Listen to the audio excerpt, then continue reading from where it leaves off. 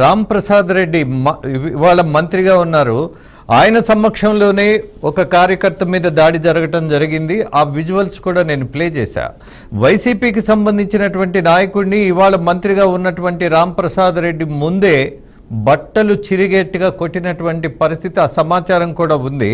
What I want to say you mister Eshwar, రెండు పార్టీలు ఒక ఆధిపత్యానికి అక్కడ ఏ మాత్రం సంకోచం లేకుండా దూకుడుతోనే ఉన్నాయి. ఇక ఆ పార్టీ ఈ పార్టీ అనేది కనపడట్లా నాకు. రెండు పార్టీల స్వభావం ఒకేలా ఉంది.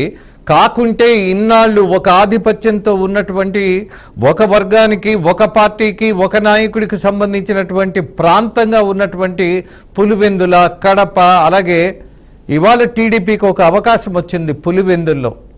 అక్కడ ఖచ్చితంగా గెలిచి తీరాలి ఎలాగైనా సరే అన్నటువంటిది టీడీపీ స్థానిక నాయకుల యొక్క ఆలోచన.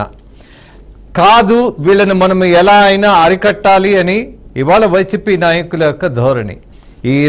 ఈ రెండు పార్టీలని మనము ఏ రకంగానూ ప్రజాస్వామ్యం బతికుందా అని వైసీపీ అడుగుతోంది.